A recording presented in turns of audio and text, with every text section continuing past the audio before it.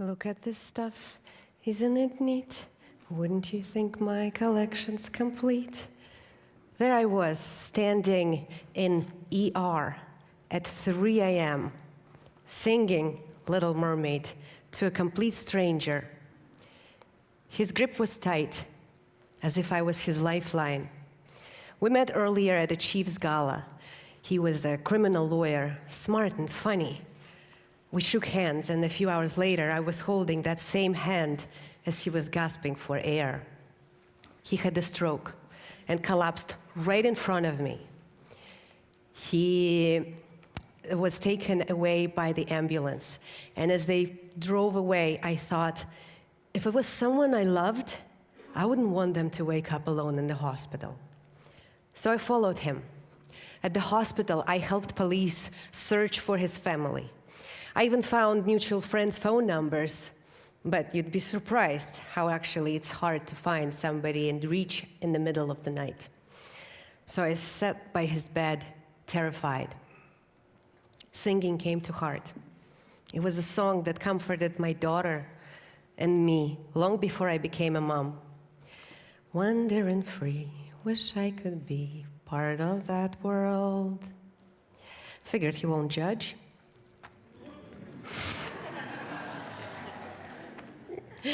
At 4 a.m., I got bad news. Doctors came and said that he urgently needs a brain surgery and he may not survive. I prayed, please let him live. A few hours later in the morning, his family arrived. They saw me, tears, they hugged me. You saved his life. A year later, I'm holding my daughter's hand at St. Michael's Hospital. I was visiting a client, she needed to pee. If you know anything about 3-year-olds, you know it's not the time to negotiate, right? We turned the corner and I froze. Toward us was coming a family of 5 people. They were rolling a boy in a gurney. He was distorted, his face was misshapen, his skull was distorted. He was covered in casts and gauzes from head to toe. It was heartbreaking to even look at. The elevator door opened and they said, "Come on in." My instinct was to shield my daughter, to take the next one.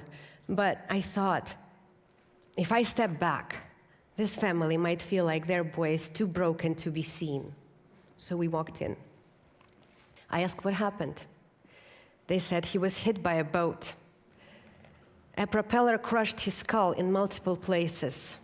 He was told he won't make it, but he's fighting. Before I could say anything, my daughter stepped up from behind me and looked right at him.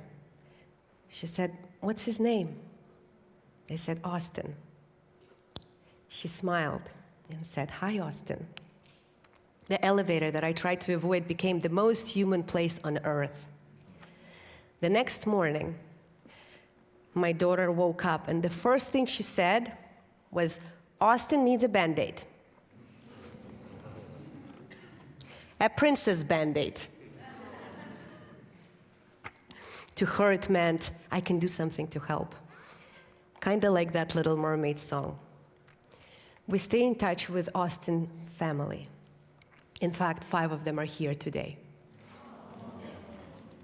I am honored to say that.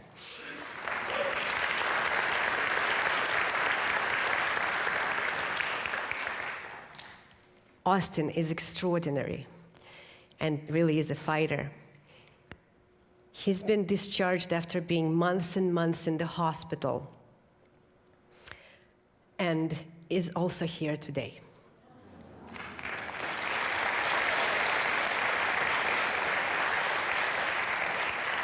And I know it was the undying love that surrounded him that helped carry him through, not just the Princess Band-Aid. In 2011, I survived a bad car crash. My body healed, but something inside me changed. I chose to live a ripple-driven life. And after helping thousands of people after car accidents, I learned that prevention is the key. And what's the best way to send a message to people? We wrote a book. It's a children's book on road safety that teaches awareness and kindness. Would you agree that every life we touch sends a ripple into the world? And maybe one day, a parent or a child who once read that book will slow down, will buckle up, wear a helmet, or protect someone they love without even knowing that they're continuing our ripple. My daughter, who just turned 4 and is also here today, does not see a mom who works with people after car accidents. She sees a mom who brings care, and somehow she decided that's her job too. Because we don't teach purpose by talking about it. We teach it by living it. And whether it's a song at 3 a.m., a princess Band-Aid, a written book, or a simple, how can I uplift you? We can all create a ripple today. And those ripples, they become legacy.